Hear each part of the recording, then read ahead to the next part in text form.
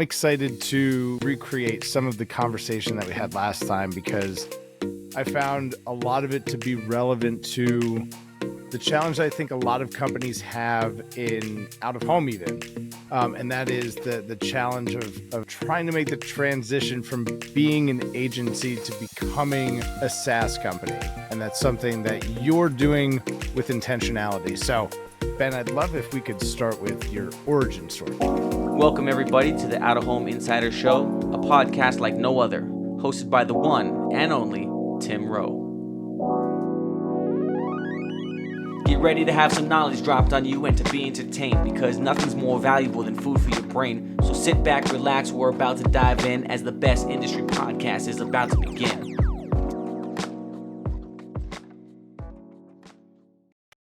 Yeah, quick background on myself. I grew up in Buffalo, New York, moved away from home when I was 15, went to a boarding school, was a hockey player, ended up playing Division I hockey at Colgate University. In my senior year, I was fully intending on playing professionally, which got interrupted by a fun thing called COVID. Sweet. Our senior season got cut short by a global pandemic.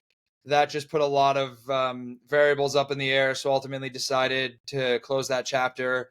I was then planning on joining one of the big four consulting firms to do M&A consulting. And 12 hours before my first day, I told them I wasn't coming. And I ended up joining an early stage COVID testing startup that scaled to 50 million in revenue in 5 months. I spent a handful of months there. And then after that, I went to a company called GoPuff, where I was building out a business unit for direct to consumer brands and Shopify. And that was where I built all my relationships and gained all my insights into this space, which ultimately led to me leaving and starting what is now known as Platter. It's awesome. GoPuff is a great out-of-home brand. So you spent time on the come up, obviously making a bold decision. What was it that pulled you away at the last minute from a career in consulting? Yeah, I mean, I think I fell into this trap early on where you live a life that other people tell you that you should live, not necessarily the one that you want to live. And I was surrounded by people at Colgate that are in like this very corporate heavy culture of like, go get the best banking job or consulting job that you can. And then after you spend a couple of years there, you can then go on and do whatever it is that you want to do. And so for me, when I was in college, I always thought that the goal was to go do business development at a high growth tech startup. And then because of how things played out with COVID and whatnot, I essentially was able to garner the opportunity to do that without having to go into consulting. And I think the second piece of it is I got cold feet because I realized at heart that I was an entrepreneur and that regret hurts a lot more than failure. And so I don't think I would have ever been able to live with myself if I just went into that role knowing it wasn't at my core what I was actually excited by. And I realized that the same way I would wake up or go to sleep on a Sunday night with the Sunday scaries because school was starting again on Monday, I feel like I had that same feeling about waking up and going into a corporate office. And so I knew at my core that it wasn't the right thing for me. It just took a lot of guts, to say the least, to pull the plug when it came down to it. Well, that'll be the undertone for this conversation is exactly that. Having the courage to believe in yourself and really take that leap. In terms of Platter, what was the first problem that you guys focused on solving? Yeah, I mean, to be honest with you, the way that the business started was that we were just a traditional e-commerce agency. And our goal was just start to work with people that you wanted to make your future customers, better understand how they operate, and start to identify pain points in their everyday life and figure out how you can take those, synthesize them, look for recurring themes, and then ultimately see if there's something that can be productized there. So for us, it was just consult brands, recognizing the issue in building high converting e-commerce storefronts. You know, there's issues in the Shopify ecosystem around fragmentation where brands are being stuck with so many different applications, so many support teams, not sure who to trust, what to use. And it was just a culmination of these things that we realized it wasn't optimized. And there's a reason for that, which we can talk about. But ultimately, we decided, is there a way that we can figure out how to productize not only building a high converting storefront, but helping you make more money and save more money at the same time as a brand owner? I've jotted down 3 kind of pillars as you were describing that. Identify your dream customers. That's the first point of intentionality. Identifying the customers you want to work with, find the problems that they have, solve the problems that they have. Did I distill that in a fair way? Yeah, 100%. That's very, very well said. How does the incentive structure disrupt something that seems so clear? We talked about the agency incentive structure specifically, and there's a lot of folks that listen to this that are in some sort of agency or operating an agency. So, take this with caution in mind as an agency owner or operator, that there is a trap of just getting stuck in a lane that isn't defined. Is that Yeah, and I think that like there's an important distinction too that our general thesis and insights we would say are more at large, just like broadly speaking about the ecosystem. It's not to say that every single agency falls into this bucket, but like specifically development agencies, oftentimes from the conversations that we've had with brands, they are not incentivized to productize any part. Let me take a step back. The notion that we're after to debunk is that building a high converting storefront is really expensive and takes a really long time. The reason that that is the sentiment in the market today is because at large, development agencies are not incentivized to productize any part of that process because they get paid for their time. it's not too different than advertising. It's too expensive, it takes too long, it's too hard. These are, oftentimes the complaints that we hear, particularly when we're working with brands who haven't done out of home before. So the new money that represents, brands who haven't done out of home as agencies, as kind of intermediaries, the first points of contact. Those are the complaints that I hear from folks too. So I think it's these same themes throughout, whether it's developing Shopify storefronts or doing out of home for brands. It's interesting. So I don't mean to distract from the point.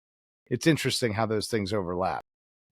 Yeah, I mean, look, I think we're drawing from just like trends and in parallels that I'm sure are relevant to like many other industries or subsegments of consumer and advertising and marketing more broadly. Yeah, absolutely. Sorry, I want to come back on something there because I felt like I asked it in a fucking clunky way. Can we come back to the incentives thing? Yeah. How does incentive structure influence decision making? I mean, the thing that we've come to realize is that there's a misalignment in incentives from the perspective of like a brand and then a lot of the vendors that they're working with to service them, right? So more specifically, as it relates to our business, I reference development agencies, and I would say this is just more broadly speaking. I always preface this in saying it doesn't relate necessarily to every individual agency, but at large, agencies are not incentivized to productize any part of the process of building a high converting storefront because they get paid for their time, right? So, from the perspective of a brand owner, they want to get the best solution they can as fast as they can for the least amount of money. An agency, it's the balancing act of selling while also trying to make the most amount of money while spending the least amount of time on something. So how do you then, as an agency founder with the intention of becoming a SaaS company, how do you put guardrails in place for yourself to drive towards that end objective of becoming a SaaS? Yeah, I mean, How I do you think how do like you not fall into the trap of just staying an agency? I think the best way to put it, and this was advice that I got from a very successful friend, was that you're not going to get to where you want to go if you don't know where it is that you're trying to get to. Right. So if I Yeah. realize that my end goal is to improve some of the deficiencies in like the agency model of managing e-commerce storefronts, I need to live it, I need to understand it, and I need to go through it to figure out like where are those pitfalls and how can that be improved. And I guess, that can really apply for any industry. How do you go about defining that thing? We talked about identify the dream companies, find the problems, solve the problems, but it seems like, there's a ton of problems that you could solve. How do you find the ones worth solving that are solvable? Yeah, I think there's a couple components to that. I think the first one is you have to be honest with yourself about what's exciting for you as a Yeah. founder, right? Like I'm sure there's so many other businesses that I could build right now that could potentially make me more money, maybe make more impact, but not necessarily make me tick the same way that the one I'm working on does now. Like if I always say, if you're not getting out of bed in the morning, like excited about what you're working on, then you should probably reevaluate. Um, Yesterday, you know what, actually, I want to pull this up and read this to you quickly because Yeah. it really resonated with me. But yesterday was my 28th birthday. And Happy birthday. thank you. I appreciate it. And I sat down. I removed every single meeting off my calendar yesterday, and I sat in a coffee shop and I just wrote for an hour, just like Hmm. reflecting. And one of the things I basically distilled it down into 10 different like takeaways over the last year of my life of just thinking about what's important, what matters. And one of the ones that I wrote was life is too short to not pursue the things that motivate and inspire you. And then the subtext of that bullet point was regret hurts a lot more than failure. Take the risk and do the things that consume your mind. You should wake up every day excited to attack. If you dread the day ahead, course correct immediately. We could just end the episode there. And so like that sentiment to me, when you think about like what are the problems you're trying to solve, look, there's Yeah. so many problems that we've come across, but you can't boil the ocean. A master of all is a master of none. It's on you to isolate the things that are important to you or that excite you to go after. And I think for us, we kind of jumped into this world of e-commerce and direct to consumer. We knew we wanted to build some sort of software product, but I'd be lying to you if I told you on day one that our goal was to build what we have today, because that's just not true.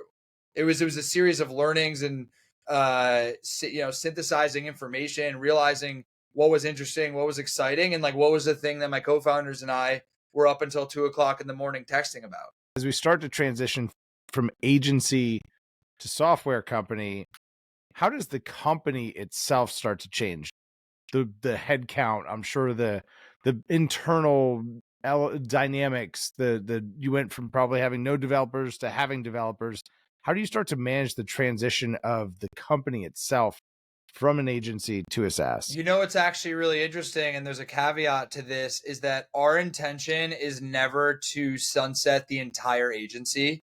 Mm-hmm. We actually use the agency piece of the business as R&D for the software. So it's Oh, rather like interesting. there's a ceiling on one and the other one there's uncapped upside. And Very it's cool. just like being honest with yourself and recognizing that.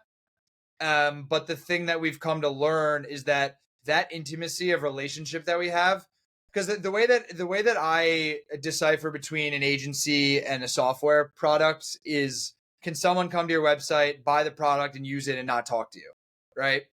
Right. Our quote Right. unquote agency model, we still have software tooling behind it, like the way that our agency business unit works is that we can redesign, build, and implement a new e-commerce storefront for you faster and cheaper than most agencies on the market.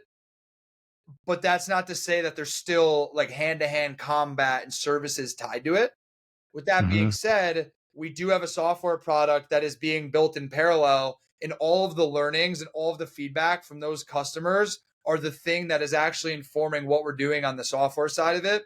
We've been building the software product this entire time. We've just never had a software product until this week, actually, which is why the timing is funny. We've never had a software product until this week where brands could use that tool without using the theme product, not to get too technical, without using the other product we have that requires the services piece. So optimize towards the thing that's making you money, and then find a way to create systems and automate tools for your team, and then build that into a megazord of sorts. Yeah, the way that I describe it is that our agency model is actually us being profitable on R&D. Really, really interesting way to think about it. How you said something the first time we talked about how can we do everything, and balancing that with the need to do it as cheap as possible and also speed to market. Oftentimes we talk about, hey, it can be fast and cheap, it's just not going to be reliable, or it can be reliable and cheap, it's just not going to be fast. The old ism, as it were. How are you able to do everything as cheap as possible with speed to market? Is that the secret sauce, is having the team plus the tech? Yeah, I mean, it's essentially productizing the thing that usually is the trade-off conversation that you're having. Right? There's always going to be a happy Define that. medium between the two. Like someone's lying to you if they can tell you that they can do both perfect. Like it's always going to be a balancing act. The idea is that can we get incrementally closer to actually giving you both? Because the way that I describe it is if I can make you a couple dollars and save you a couple dollars, thus make you a little bit more profitable along the way, it's very hard for you to turn down the offer that I'm putting in front of you.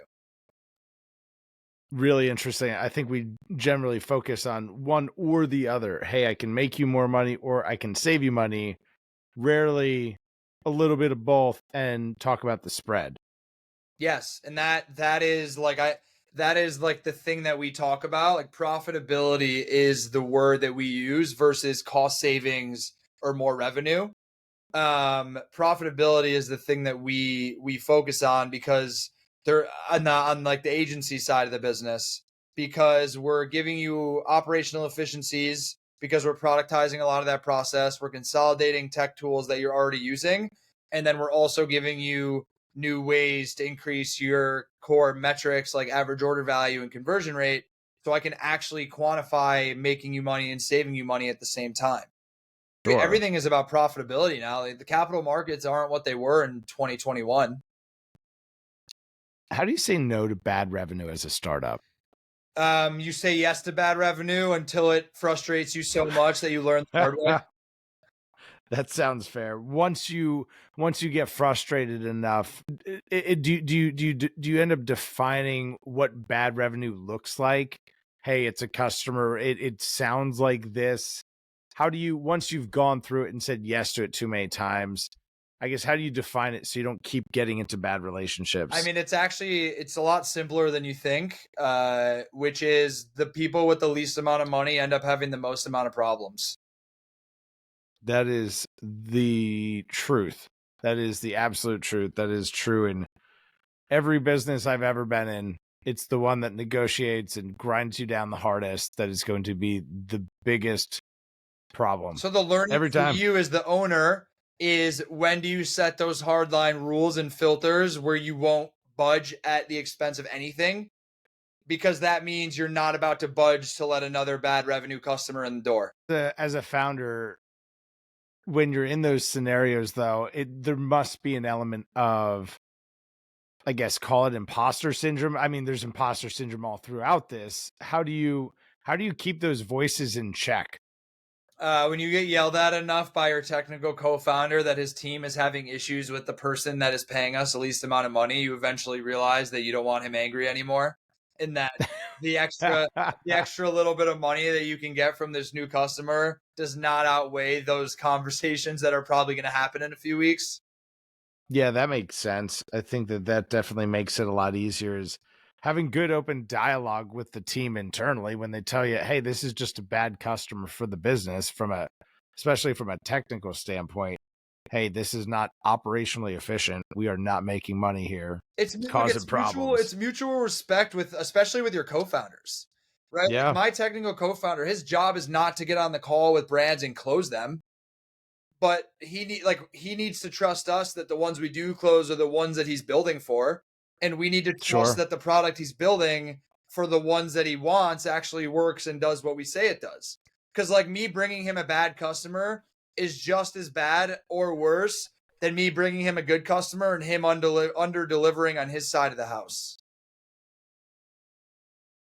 Talk about building for customers. You have really two targets that you're building for. You have user customers that you're building for, and you talked specifically about building for specific types of partners when you're ready to exit. Can you go into those two different profiles the customers are building for? So, I mean, I would say they're like part 1A and part 1B. The first one is like, who's your target customer more broadly, right? Like for us, it's we're trying to target brands that are doing anywhere from 3 to 25 million in top line on their Shopify e-commerce store. The industry is pretty agnostic. I would say the main driver is revenue. Like that is the persona that we are trying to service with the business. Part 1B, which again, I alluded to this earlier, which is a friend of mine who had a successful exit. One of the pieces of advice he gave me was, if you're trying to build a company to sell it, you need to know A, who you think is going to buy it, and B, like what's important to them. So oftentimes I hear about founders who are building businesses that are successful businesses, but they don't actually know what the exit plan is. Are you going public? Are you getting an acquisition? Is it a lifestyle cash flowing business? And so for us, I just think as we look, we're still pretty early on in the journey in terms of like that life cycle. But with that being said, knowing like what you're building towards or who you're building for is very valuable to actually try and manifest the outcome you're looking for. And so for us, like there's a couple different categories of potential outcomes for us in terms of like what does an ideal buyer look like. And so as we continue down this path, you start to think about what are the things that are more important to them or most important to them to get to that point where you have that conversation and they're like, oh, this is an interesting business. And here are the 3 reasons. Those are the 3 reasons you knew 2 years ago. So you were able to properly frame the business in a way to be positioned to get acquired. How do you think about competition? It's a good question. I think there's a couple pieces to it. I think the first one is that if there isn't any competition, you're probably not building something that interesting. I think I was that 15-year-old kid who would like try to get someone to sign an NDA before I tell them about my idea because every little kid thinks they're building them on Facebook. And then you very quickly realize that's actually not how the real world works. And part of competition, like I said, is validation of ecosystems. I think in today's day and age, competition is really just reframing and improving upon another solution that existed. Don't get me wrong, you have the pioneers in this world, like the Sam Altmans and the Elon Musks and the Mark Zuckerbergs of the world, but there's far and few in between. I think for us with competition, like validating that a market is there is great. I'd say the second piece of it, understanding what your competition is doing is important, but if you get fixated on your competitors, you're going to end up like driving yourself into the ground. Like don't build the feature all because you saw one of your competitors built it. Do it because your customers told you to. I don't think like the reason that we fail as a business is because of our competition. I think we probably made a misstep somewhere else along the way, because I also think one of the other misconceptions in the world of entrepreneurship is that every outcome is binary. If that was the case, then Uber and Lyft won't both exist. That would mean only one of them would. And we do. It's either, it can't be in no universe could both of those outcomes possibly exist. And the reality is generally the marketplace is big enough. Generally the market, look, Amazon and Alibaba both exist in the same planetary universe. Incredible. And I think that actually, to be honest with you, is something that I struggled with for so long. I'm like, well, if this player exists and they're this big, like, why would we build this?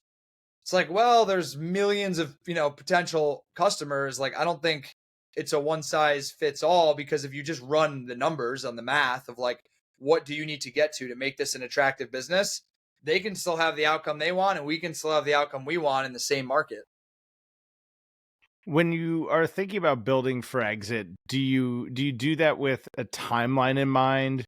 Do you do that with a multiple in mind? You mentioned having the companies in mind that would be good exit targets.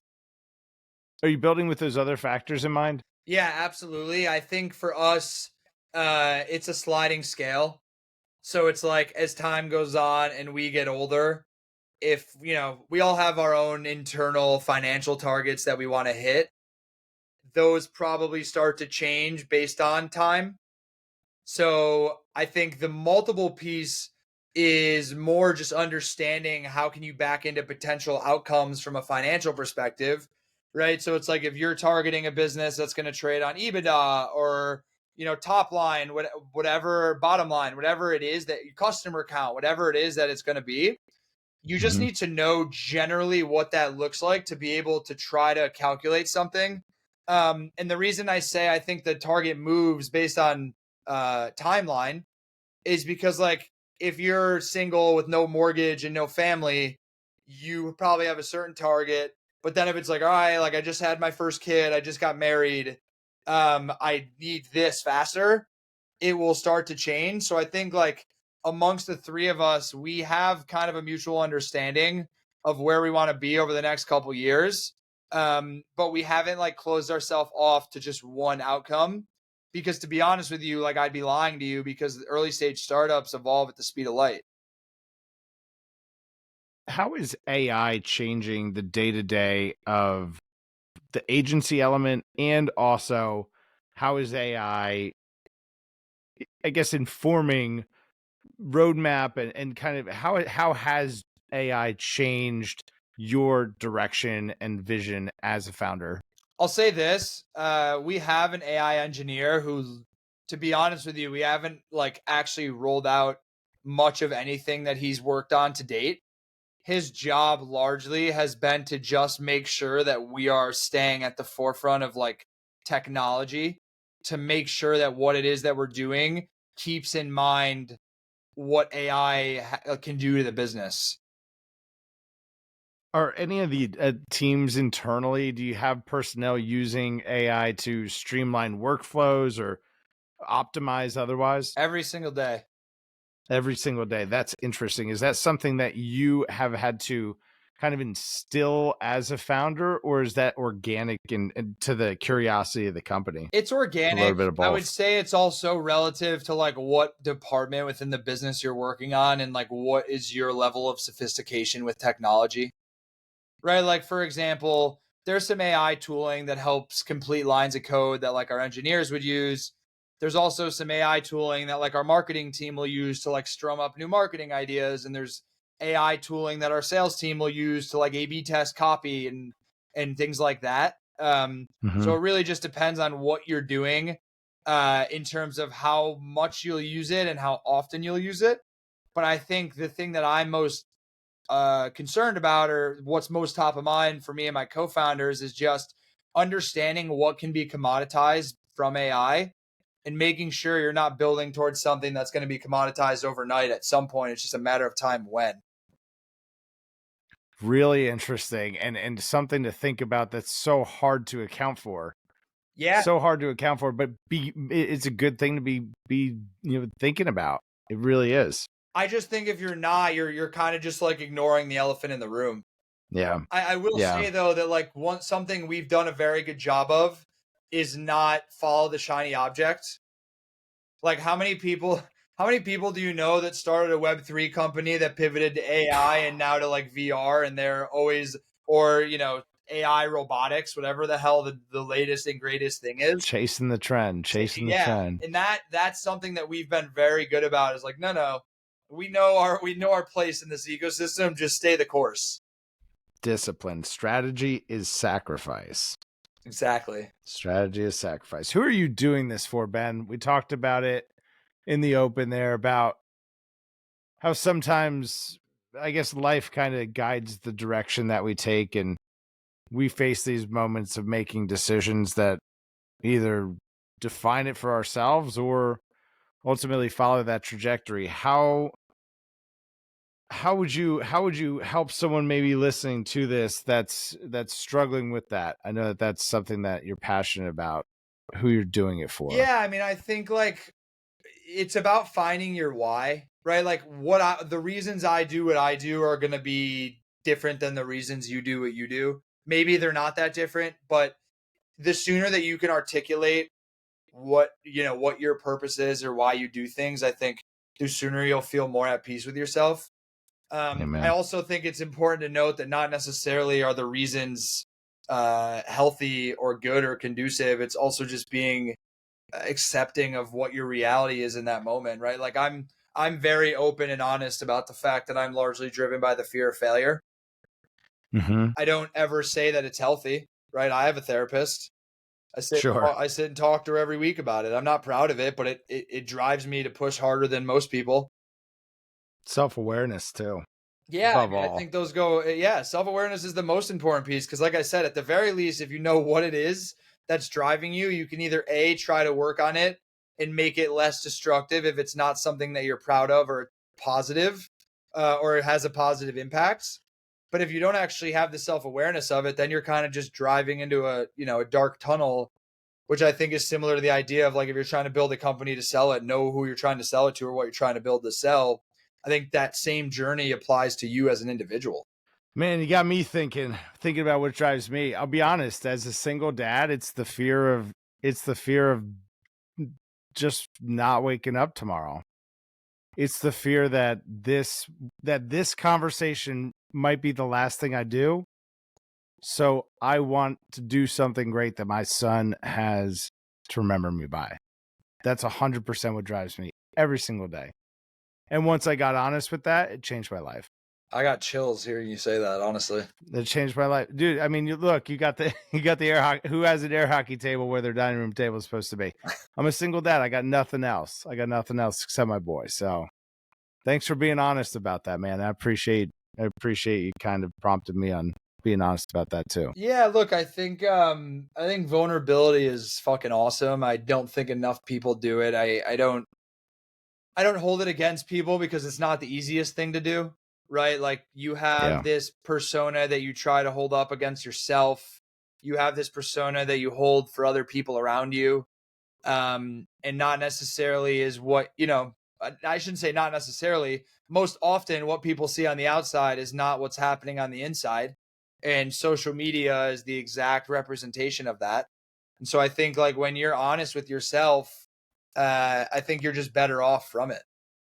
Even if it's not sometimes it's the hard conversations and it's the hard realities, but like at least you have a little bit of clarity.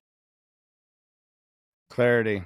I think above all else, making those hard decisions will give you clarity. Making hard decisions about your business, putting guidelines, having discipline. These are our rules. We're going to allow ourselves to be innovative and to evolve, but we're not going to allow ourselves to get derailed and chase shiny objects. It's it all starts there. It starts with that self-awareness as self that percolates out to obviously the company as an organism. Ben Sharf, where do we go? Give us the lat long. That's what we use in the billboard world out of home. We use latitude and longitude. Where should we go to connect with you, to learn more about Platter?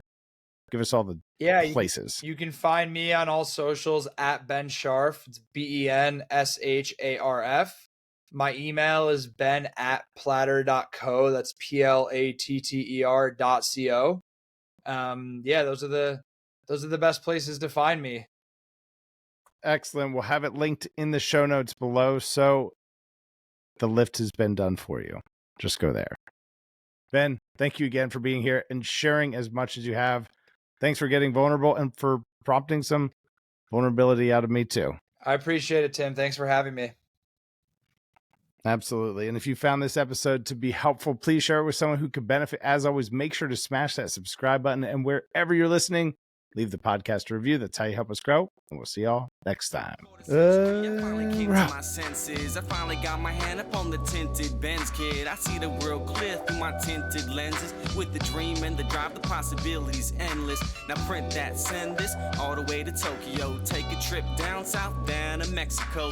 Next stop, Shanghai, the world-class trade show. First class all the way, cause that's how we roll. Yeah, call us the rock star businessman. Rockin' shows, we handle business, man. We got our own future in the palm of our hands, cause divided we fall.